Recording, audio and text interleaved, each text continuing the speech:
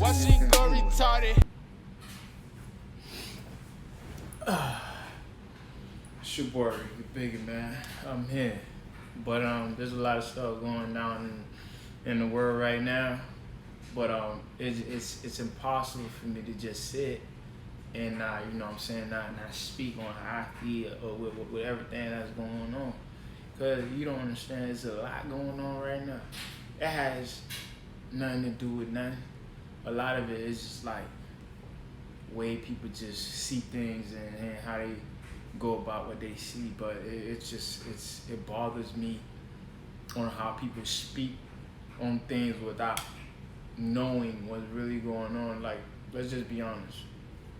Not everybody know what's going on really, but all we all expect is if we feel like something is going on and we feel like it's not going on how it should be going on, we want to make sure we stay on track with everything. We want to, especially if we've been there or we have an idea on what this situation may be like. So it's important that we acknowledge that and then we go and say what we feel like saying or how we feel about it. But if you just going to just jump out there without really expressing the fact that you done been there or you know what this could be like, you just want to go and jump, just talk, you know what I mean? Without acknowledging the fact that I may not be in that situation right now, but I've been in situations where, you know, I can understand this could be true or this could really happen.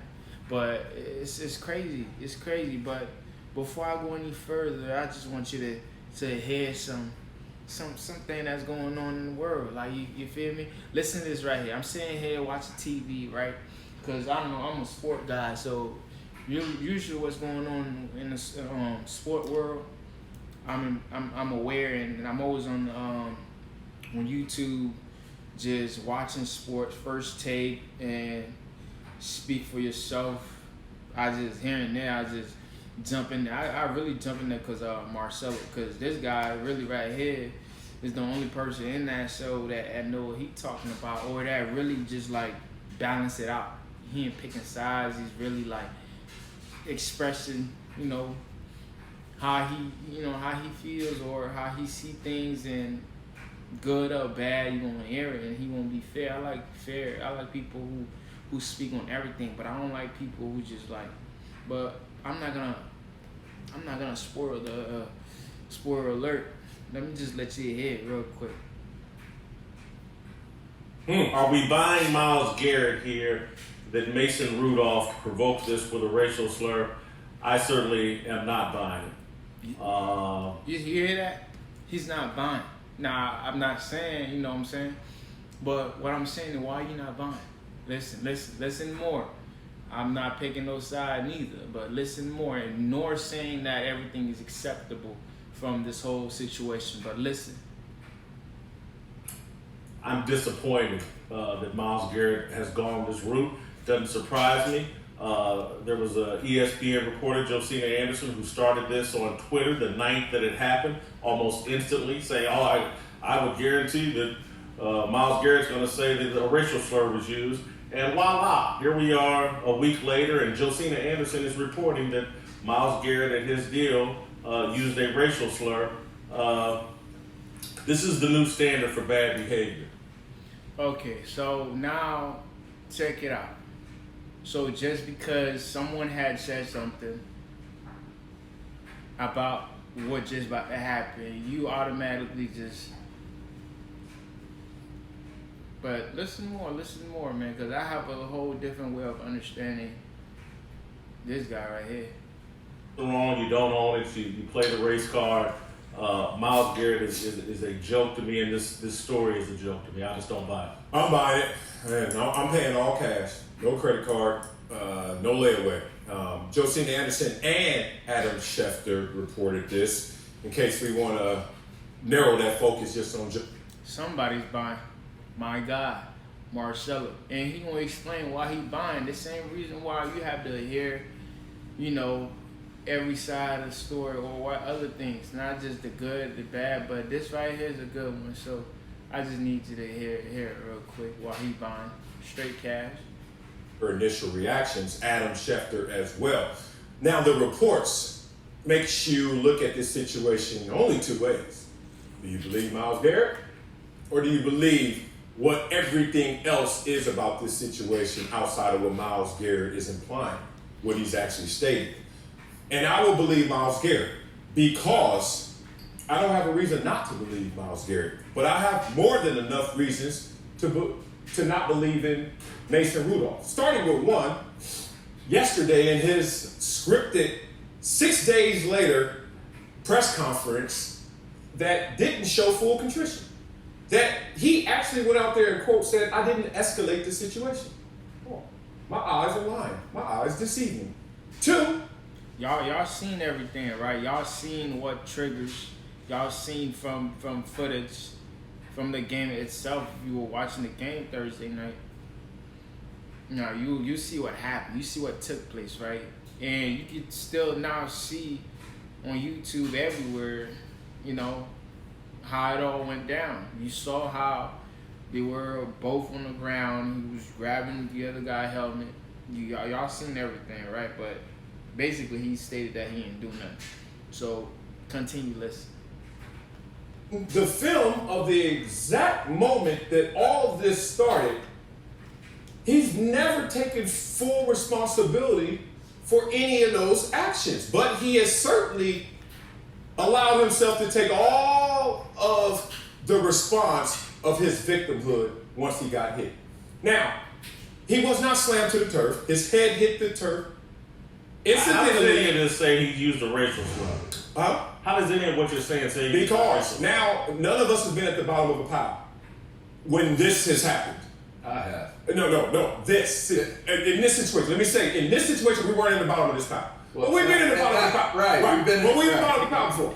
Now, me, I've never been in the bottom of the pile where I heard racial slurs. Wow. But I have been in the bottom of the pile where I'm going to be what Mason Rudolph should be. I have hit people in the manhood. Yep. I have grabbed guts and torn and twisted them to hopefully blood. Yep. I have stepped on fingers, and it was just the third game of the year and second down. So in these situations, it's easy to sit up here in this emotional context and say what didn't happen, what did happen. But in that situation, from what I've seen, using Mason Rudolph as the narrator versus Myles Garrett as the narrator, my eyes have aligned with more of Myles Garrett's thought process than Mason Rudolph's. Well, That's just from the first video. I'm gonna show you a couple more videos where, because I can't stay on the same thing because I just want to show you it's not just one show; it's the whole world. It's just sad in general how people not just like if you're gonna judge a situation, you have to, in my opinion, you have to judge like in every way possible, not just like pick a side that you feel more comfortable with. I want you to lay down all the facts. I want you to show people, what you see and how you see it, why you see it like that, and if you have an opinion on it, where it's coming from. But you can't. I don't feel like it's right, it's fair that you just choose to do the wrong thing or do something that's not fully right just because, in my opinion, because a lot of them, the way they look and they doing this, is just they're not speaking from their heart, or they're not doing it how they really want to do it. They doing it for opportunity or for people to see. It's like the world is crazy now. Everybody's just seeking for attention. You know what I'm saying? Everybody's just, whatever they're doing, they want to know what the outcome will be, whether like they already have an expectation, or they have a way of viewing what they saying, the impact of what they saying will have in their lives, how good it will be for them. So for that, the way they speak in a way where if I say this, it has to be so impactful to people who have opportunity to just help me better my life. I can just speak just to speak or speak just like how I really feel, or really if I'm judging something, I can just judge it just by all the facts or what's really laying in front of me. I have to add extra to it just so people can say or see that I can speak and support there. It's almost like when they speak for people who they thinking that. So this way, this person can be like, oh, all right, so he on the same page I'm in. We can be buddies. Or if I have this air show, this TV show, I can put you on, on this show, or I could give you opportunity to work for me. Oh, this is a job opportunity. It's almost like, that's the way they do things. So for that, it's just I gotta show you more clips, more videos. Great Contracts will be live every Sunday night at 7:30 Eastern. And in case you missed it, Lockdown's available all day Monday, Tuesday, and Wednesday, exclusively on ESPN Plus. Thank you, Boom. NFL Live continuing to follow a developing story this afternoon. In his appellate hearing to the league on Wednesday, Myles Garrett, as part of his defense, in hopes of reducing his suspension, alleges that Mason Rudolph used a racial slur prior to this ugly incident we saw on the field last Thursday night. Mason Rudolph, for his part, and via a statement from the Pittsburgh Steelers, has vehemently denied this. The statement reads, Mason vehemently denies the report of being accused of using a racial slur during the incident Thursday night in Cleveland. Steelers spokesman Burt Lawton said on Thursday he will not discuss this accusation any further, and his focus remains on preparation for Sunday's game against the Cincinnati Bengals. Prior to this report, Mason Rudolph was scheduled to address the media this afternoon. I gotta find the clip that I'm looking for. Let's see if I can find it here. Get Up. It was on Get Up. Like, all these guys, they were like, they following each other. Like, it's like they were talking, but everything they were saying, it was inspired by the other guy. It's like nobody have their own. It's like nobody can speak their mind just really coming from within. It's just like whatever they saying, they can't come from them. It's like if I'm saying this, and you ask me a question on the same subject, just because you strongly support what you believe in, but you did it so well, it's like I'm influenced by it. Nah, man, just speak your mind, how you really feel. You ain't gotta follow my footsteps. You ain't gotta really just go say this because the guy who spoke before me said that. Now I feel like if I come and say something different, it's almost like nobody can speak how they really feel, like just because the previous person has such a big impact on that same subject. It's like it could be the same subject. We could both have different opinion.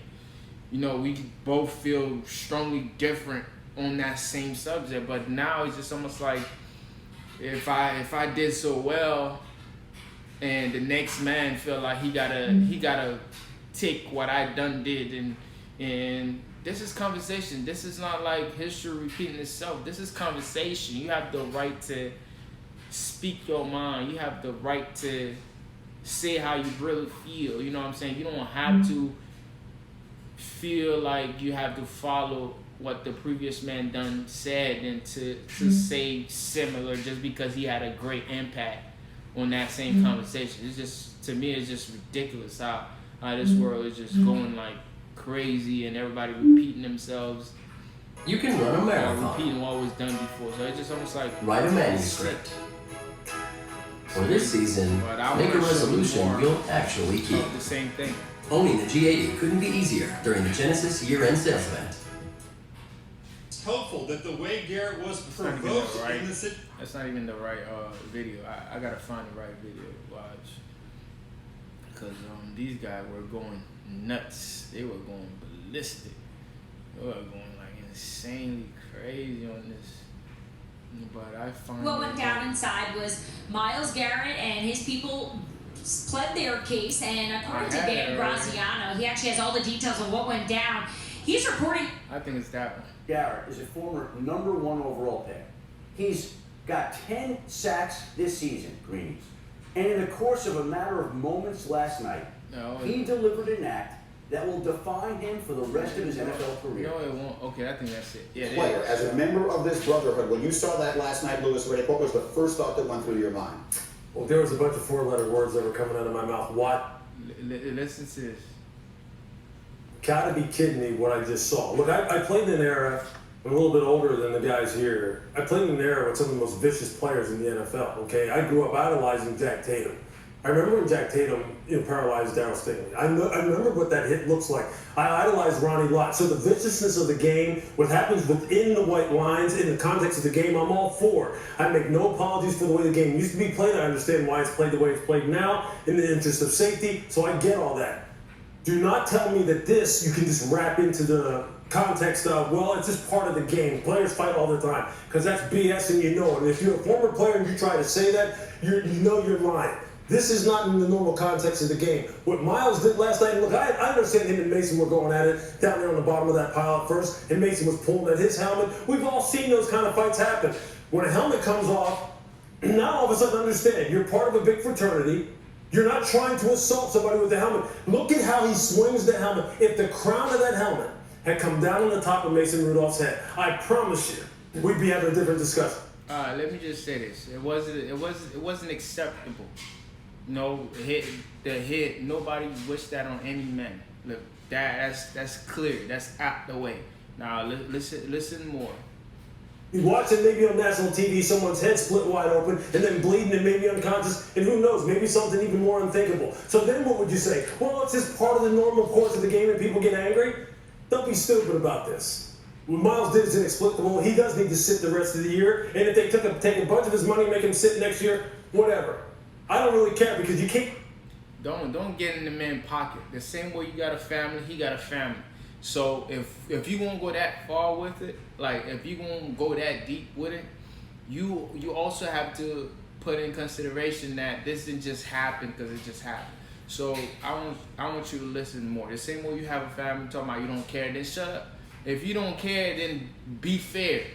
You know, if you don't care, like the world go round and round. If you talking that much on another man's on a situation and you can't talk about the whole situation, then shut up. If you gonna talk about like you don't care, they take money out of his pocket for the next, then shut up. Like, cause you have a family. I'm sure he has a family. So if you can't put all the facts together and make a real argument and judge this like the right way, then you shouldn't be talking. But since I'm doing this show, I gotta unfortunately listen to this retarded. I don't want to go that far. If it happens in the course of a game and the game is vicious and people get knocked out, I get all that. Not like this. Well, and that's where you go. You mentioned during the course of a play versus post play. And what's unbelievable about this to me is seeing it. Like the Browns were winning the game. Myles Garrett is playing pretty well. Now, I was on the sideline playing defense when Albert Hainsworth stepped on. What does it say? Exactly. They were winning the game. So, of course, they're going to do everything in their power to get you off your game. And it worked. It worked to the point where it went nasty like that. That's why we talking about it. Because it went in the place where it shouldn't have gone. But, like I said, unfortunately, we got to get everybody in their show. Get up. Let's hear it. He comes running off. He's got blood pouring all over the place. He's got a towel, 30 stitches. He did that out of frustration because he was getting worn out. Like it was a bad day at the office room, so he lashes out late. Like you look at the Browns are winning. It's 21-7. And so as you watch this here and you see it, it doesn't necessarily look all that egregious, but it's a 330-pound man stomping on another man's face, post play, laying there. Like I understand, Myles Garrett gets into it. He rips the helmet off, but at that point in time. Mason Rudolph's coming at you, that's where it's got to stop. You toss the helmet down. If you want to get in his face and jaw a little bit, then you might. If you're looking at the play, right, go back and look at the play. It was like 3 of the Steelers guy around the guy. So, yeah, the helmet came off. The man's hot. I'm not defending him, by the way, because it was a nasty play. But I just don't want everybody to make it look like it just happened. You know what I'm saying? There was reason why it got that far. It's not acceptable. It should never have happened. But let's put down all the facts. If we're going to just talk about it, let's make sure we talk about everything that happened, and then we give this man his punishment for what he did, but don't just make it look like, you know what I'm saying, that the man got no blood running in through him. Like, come on, listen. Maybe you're getting a little flag, but it's not a situation where someone could be hurt. You got 5 games for that. I think probably the NFL, it's a much different climate 15 years later. You're looking at him, the rest of the season is only 6 games, any playoffs, you could potentially be out there maybe, but the rest of the season probably does sound about right given where we're at. But I agree. That's about right. You know, he's gonna miss out on games, on playing a game he loves to play. That's his career. And to miss out the rest of the season, like, I think that's gonna have an impact on, you know, on how he sees the whole situation. But if we keep talking about it like that, I think it's gonna change this whole thing to something different. But listen, there's more guys to talk. There's like 2 more. So listen. How did you feel when you watched it? I just couldn't believe it. It went to another level that it's embarrassing to watch as a former player, but at the same time, like you guys know, it's just when the helmets come off, it's like, all right, it's what is that? You were telling me this before. Generally speaking, if you're on the field and the helmet comes off, what is the first thought you have? Especially in joint practices, stuff like that. There's fights all the time, and it's a scuffle, it's a push, it's a face mask grab, whatever it is. Okay, people separate it, and it's usually not the quarterbacks, to be honest. But once your helmet comes off, especially Mason Rudolph, dude, I mean, there's not much else you're gonna do right there that's a good decision. Let me get a thought from you, Jonathan Villa. There's nothing to defend it. See, that's the guy I can't stand. He doesn't watch. If you watching this show, he doesn't watch everybody talk. He has all these facial reactions. He has all these ways of, you know, listen to everything he said. He basically didn't say nothing. Everybody that spoke, he basically come out and said something. You don't have to be in the same lane. Have your own. But enough of me talking. Listen to what he got to say.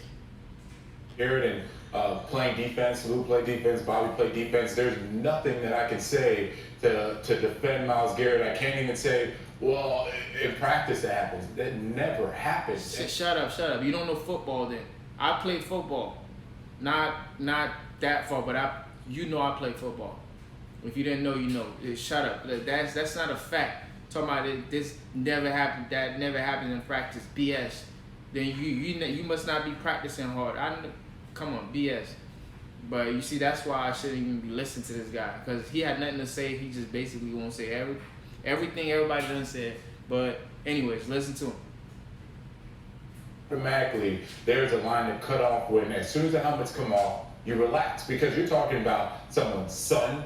You're talking about if he's a father. You're talking about if he's a husband. I mean, we're talking about the livelihood of this player, Mason Rudolph, not just for football, but outside of football as well. You can't do that. Yeah, this goes. And I'm told Sheffy has something else for us. Go ahead, Sheffy, jump in here.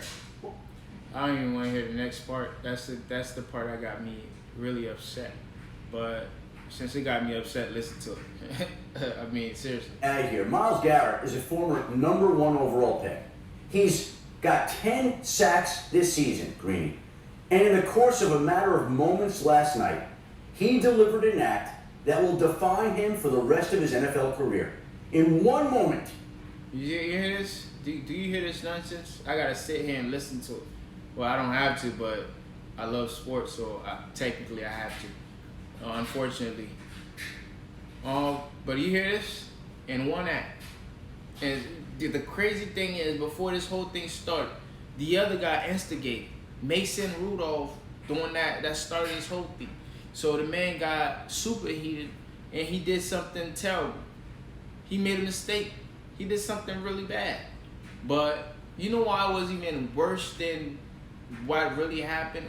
It got caught, like everybody saw what, like, it's like it was so bad that you see it like it just now it's 10 times worse than what it really was.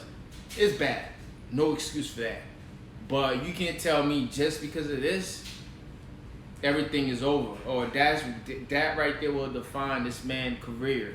Like, #1 overall. Like, you know, you gotta work your tail off. This is not like soccer, basketball. This is football. You know what I'm saying? It's you play to get hit. You gotta be fast. Listen. How ridiculous it sounds. Fans a memory that people will always think of him by. I'm when we say Albert Ainsworth, we think of foot stomping. And from now on, no matter what he does for the rest of his career. People will always remember Myles Garrett as the guy. So nobody stopped this guy saying all this ridiculous. So since this happened, so whenever I hear this name, Myles Garrett, so you mean to tell me that's what I'm gonna think of him? I'm gonna think of the whole situation. I'm gonna think of how Mason started it and how he got the best out of the whole situation, which happened to be nasty, unfortunate, which happened to be very bad, and then you got to not play the rest of the season. That's how I'm gonna think of it. I'm not gonna think of it like that's what defines you. Like, come on, that's unfair to do anything like. And none of them. As man, you have family. You know how hard you gotta work football. You gotta run. You gotta cut. You gotta practice. You know how hard it is to make it this far in black man in general. I don't want to go into race, but I'm gonna jump there just because I know how hard it is. You know what I'm saying? So y'all just gonna sit there. I had all that to say about the situation. This man just came out and saying all of this. Just this situation, this unfortunate situation. You mean to tell me y'all just gonna sit there and then basically accepting what this man's saying, that this one bad action will define this man's career? Now, I'm not saying this whatever he's saying may not have not even little impact on this man's career, but to have all y'all done said what y'all said about the situation, now he came out and say something like that, so y'all just agree with what he said. Basically, y'all like sitting there listening to this guy. I'm interrupting. I'm stopping this. This nonsense. I got something to say. If I could have said all I done said before, so that means y'all agreeing with this, like this one action, this one bad action gonna define this man's career, which may have kids, family, mom, brother. Like, so you tell me y'all just gonna take this? Y'all just gonna like accept this, huh? Yeah. Yeah. Look at him looking like a football field by taking his helmet and swinging it like a weapon, like a jackhammer, like a sledgehammer. And that is something that he's going to have to overcome over years. And if he leads the Browns to Super Bowl titles, it won't erase this night. It will always be a part of his resume from this. Because you said so, nigga. I mean, well, excuse my language. Because you said so. Because you said that's not a fact. You see what happened? You see what's going on with the world? You done worked your butt off. You see, that's the reason why this video right here, it's not just to talk about this. Every young man out there, that's the reason why I myself trying to better myself. That's the reason why we gotta think twice, no matter what the circumstance is, no matter what the situation is, on our how we act and how we reacting towards things. Because people they know they gotta push you to the level. I keep myself to myself because of situations like this. Because when you get caught on camera, it doesn't matter what happened. Your action is what's on the camera, what they have in their hands. For that, it doesn't matter. It's just you, your family at risk. Everything's at risk. Learning from this, man. Don't just ride this wave like everybody else is doing. Learn from this, man. If you playing football, you young, you on the internet, you seen this. Not my show, but I hope you do see my show though. But that's the thing I want y'all to learn from this. It's just control yourself, man, because when you lose, your family lose, everybody lose. They don't care. These days, that's what they doing. Listen. Going forward, and the NFL will tack onto it today by handing down what we imagine to be the stiffest suspension in NFL history. In NFL history, I think that's exactly right, Shefty. Thank you. Let me come over here quickly to you, Bobby, because you mentioned you were involved in the game when we just saw it there with Hainsworth and Gerard. See, I'm upset. I don't even want to see this no more, because they done said in NFL history. You know what I'm saying? I got big kids, you know what I'm saying? Big boys, you know what I'm saying? And I don't want none of them to have any part of the NFL just because of ridiculous like this. You know what I'm saying? It's just you have your kids prepare for a big situation, stuff they love, and as young men, because these guys, they not 30, they're young men, you know what I'm saying? They have the right to make mistakes. Not saying this is acceptable. Once again, make this clear. This hit wasn't nice. When I first seen it, before I got into the whole debate, my first reaction was ooh, that's nasty. He could have been dead. You know what I'm saying? So that was my first reaction. So I want to make it clear, I'm not defending this guy. I'm not defending Myles Garrett. I'm not defending him. I just want to make it clear that you have to still understand this is a young man. This is a man. So if you attacking, if you pushing button, you doing this. Now, when he does something tragic, I'm not saying he should not be punished, but don't just act like he just went ballistic. Don't just act like there wasn't something that triggers, or don't just act like, you know, this guy is a horrible person or a horrible man and who just want to kill everything, destroy everything. And that's what I don't like about this story. That's why I feel like I had to speak out on this. I could have speak out on Colin Kaepernick, but I didn't have the courage to do it. It was too much. But this right here, I just didn't like what was going on with this with this guy Garrett. You know what I'm saying? Like, and from my understanding and listening to this whole drama, I heard he's a decent man. You know what I'm saying? Who found himself in a tough situation, and this may be nothing, but I feel good expressing myself because I'm sitting here and like on my couch and watching this situations and you know what I'm saying? I done talked to my girl about it. It's just like, but it was so much that I had to make a video about it. You know what I'm saying? But I feel good. So whether you watch this, you like this, you don't, hey, I feel good. So success. But yeah, you should never do that to a man. Being a man, you gotta stand up for yourself. And playing football is even like, that's a whole other level. And somebody just, you know, 3 guys, the man was at the bottom and he done got up and we don't know what was said. Forget what was said. He was still trying to be a man, defend himself. And now he got to be in the spotlight, you know, the wrong way. And we should not just kill him for a bad mistake, and which to me is not even a mistake. It just went the wrong way. You know, he defended himself. He just went too far. And not even now, you throw the helmet, you don't know where it's landing. You're not throwing it to the man's head. You know he got a kid or a family. I don't know if he has a kid, but you know he has family, mom, brother, sister, something, wife, possibly.